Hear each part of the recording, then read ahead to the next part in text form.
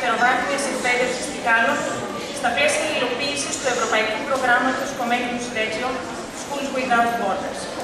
Πρόκειται για ένα διμερές πρόγραμμα που πραγματοποιείται σε συνεργασία με φορείς του Βελγίου και στοχεύει στην προσέγγιση θεμάτων που άπτονται του ρατσισμού, της ξενοφοβίας και της αποδοχής της εταιρότητας γενικότερα. Πριν αναφερθώ στη σημερινή μας εκδήλωση, θα ήθελα να απευθύνει ένα σύντομο χαιρετισμό ο Πατήρ Κατσαρός.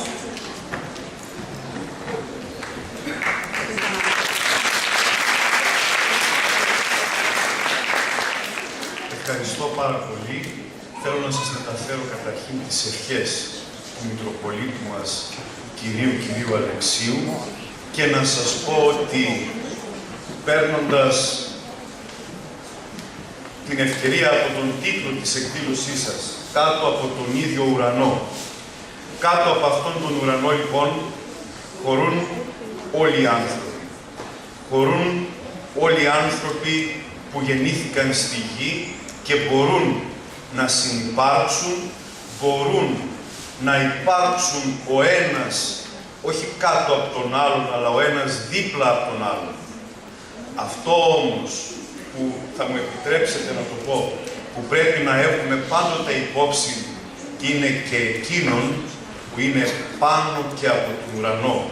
Και εκείνος που είναι ακόμα και πάνω από τον ουρανό δεν είναι άλλος παρά ο Θεός.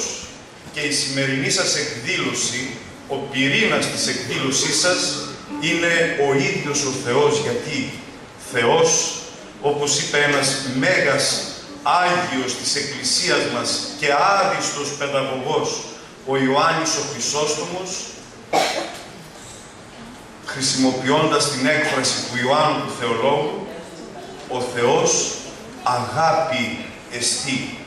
Και συνεχίζει ο Χρυσόστομος λέγοντας πως χωρίς την αγάπη δεν μπορείς να υπάρξεις λέγοντας πως πιστεύεις στον Θεό. Όταν αγαπάς τότε βρίσκεσαι μέσα στον Θεό, η ύπαρξή σου γεμίζει από Αυτόν. Ο Θεός λοιπόν να είναι πάντοτε μαζί μας, πάντοτε μαζί σας, να σας δίδει την ευλογία Του και εσείς να προοδεύετε, να προχωράτε κατά Θεό στη ζωή σας και να έχετε πάντοτε οι διοργανωτές, να έχετε πάντοτε επιτυχίες σε ό,τι διοργανώνετε και να χαιρόμαστε κι εμείς να συμμετέχουμε σε αυτές τις εκδηλώσεις. Ευχαριστώ πάρα πολύ.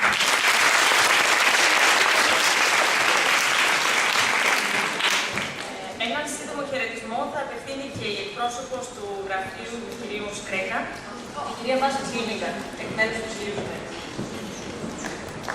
Καλησπέρα και από μένα. Εκπροσωπώντας τον κύριο Σκρέκα, σας απευθύνω το σύντομο χαιρετισμό του. Αξιότιμοι φίλες και φίλοι, ευχαριστώ πολύ για την τιμή της πρόσκλησης, αλλά ανηλυμένες υποχρεώσεις που ανέκυψαν από πολιτικούς λόγους δεν μου επέτρεψαν να παραστώ στην εκδήλωσή σας. Θέλω να σας συγχαρώ πρωτίστως για τα ευρωπαϊκά προγράμματα που υπεύθυνα και επιτυχημένα υλοποιούνται από τη Δευτεροβάθμια Διεύθυνση Τρικάλων, αλλά επιπλέον και για την πρωτοβουλία ενημέρωσης του ευρέου κοινού για τη σπουδαιότητά τους. Τα προγράμματα αυτά δίνουν κυρίως ερεθίσματα για σκέψη και με τις δράσεις τους συμβάλλουν στην ανταλλαγή πληροφοριών μεταξύ παιδιών διαφορετικών χωρών, στην ευαισθητοποίησή τους σε σύγχρονα κοινωνικά προβλήματα και τέλος, στη βίωση της διαφορετικότητας ως προϋπόθεση της αρμονικής συμβίωσης πρώτα στο μικρό κόσμο του σχολείου και μετέπειτα στη μετατροπή τους σε ενεργούς πολίτες στη δημοκρατούμενη Ευρώπη. Με εκτίμηση, Κώστας Κρέκας. Ευχαριστώ.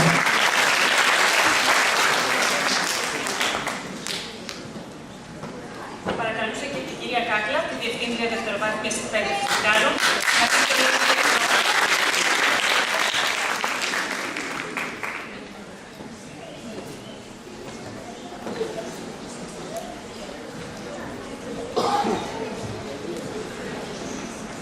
Καλησπέρα.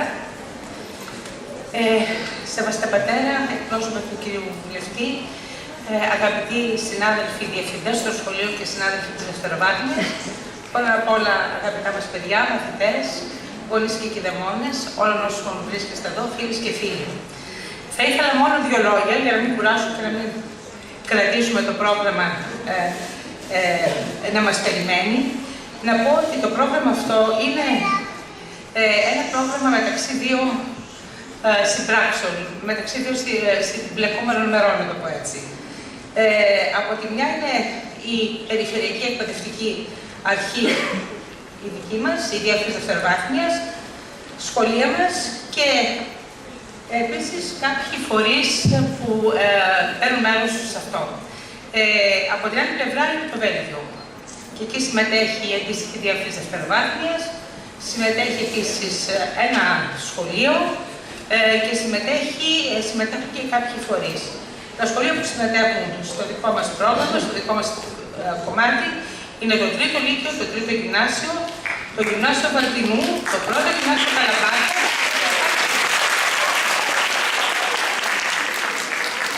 Σχετικά με το πρόγραμμα, θέλω να πω το εξής, ότι τα προγράμματα αυτά δίνουν πολύ μεγάλες ευκαιρίες και πολύ μεγάλες ανάσες, θα έλεγα, πολιτισμού και ουσιαστικά φέρνουν καινούργια πράγματα στα σχολεία, ευαισθητοποιώντας μεγάλους και μικρούς, και τους μαθητές και τους εκπαιδευτικούς.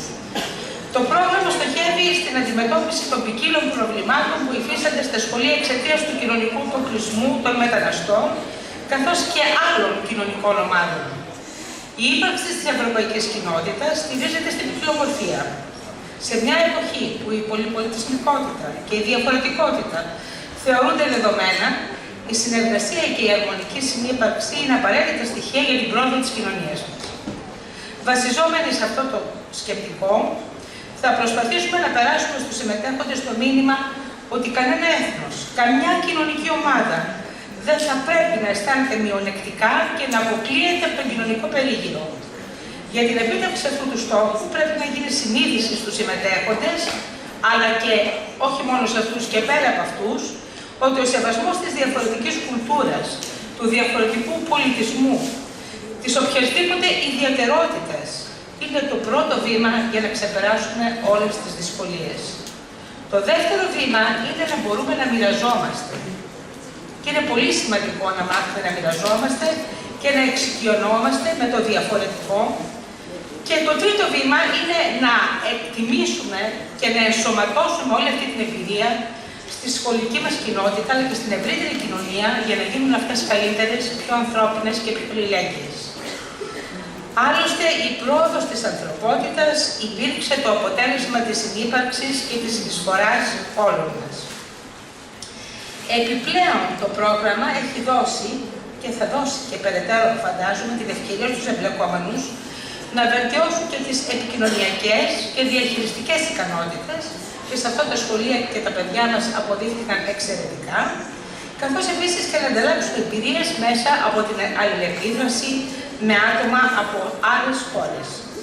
Ειδικότερα η συγκεκριμένη αυτή σύμπραξη στοχεύει στην αντιμετώπιση των ποικίλων προβλημάτων που υφίστανται στα σχολεία εξαιτίας του κοινωνικού αποκλεισμού των μεταναστών και άλλων ευπαθών ομάδων, στη συνεργασία και στην υιοθέτηση καλών πρακτικών στους εμπλεκόμενους φορείς, στην ενσωμάτωση των μεταναστών, στον περιορισμό της σχολικής βίας, ένα φαινόμενο που τα τελευταία χρόνια φαίνεται να υπάρχει ή τουλάχιστον να ομολογείται ότι υπάρχει στα σχολεία μας, την αντιμετώπιση του ρατσισμού και της ξενοφοβίας, τη συνεργασία και το διάλογο μεταξύ των ευρωπαϊκών χωρών και εδώ βέβαια με το Βέλγιο που είναι ο ιδιαίτερος εταίρος μας.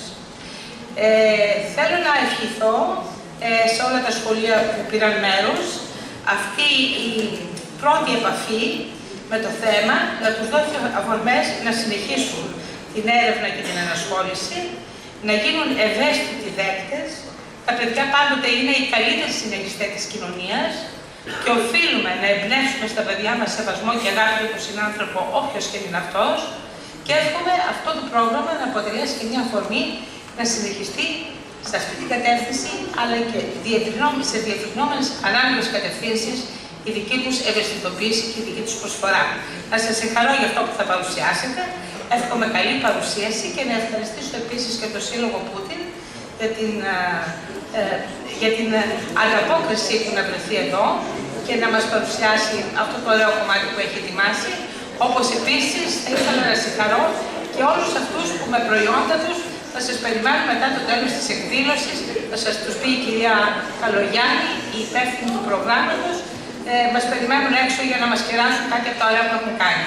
Να ευχαριστήσω τέλος την Αλήθεια την Καλογιάννη και τον Δημήτρη Τομαγυρία, όλους τους εκπαιδευτικούς των σχολείων, γιατί νομίζω ότι έκαναν μια πάρα πολύ καλή δουλειά, για την οποία μας συνεχάνε το Βέλγιο και δεν ήταν μια δουλειά στα χαρτιά, ήταν μια δουλειά βιωματική και πολύ πλούσια. Ευχαριστώ πολύ. Καλή συνέχεια.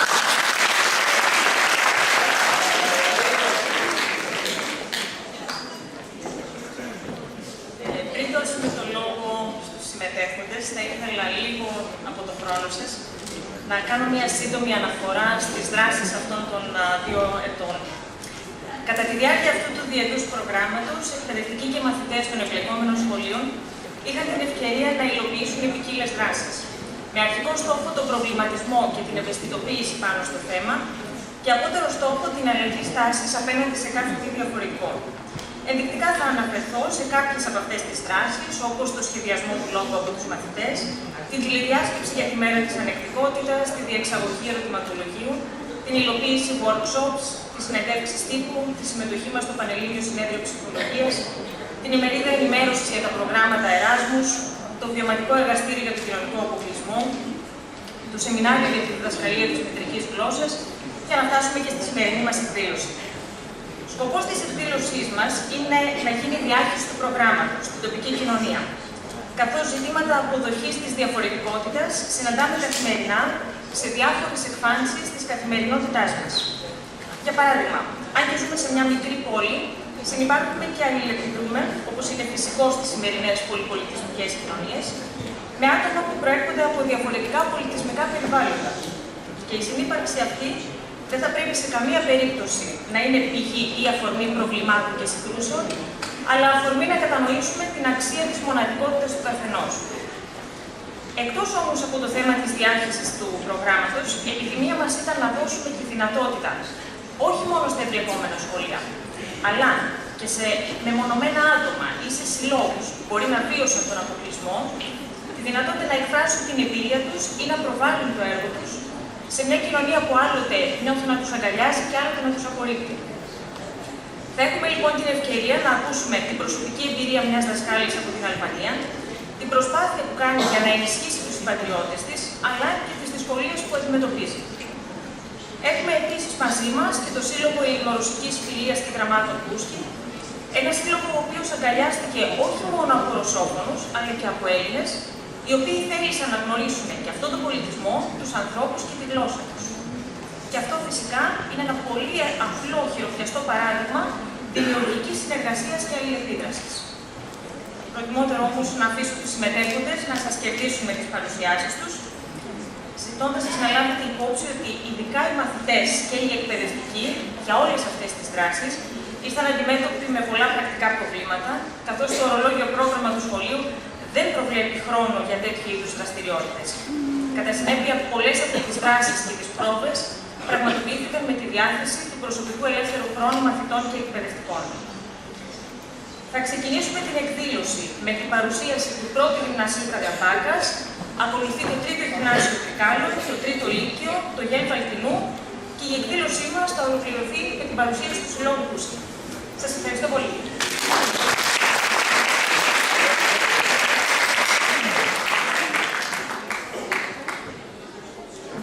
Καλησπέρα σας.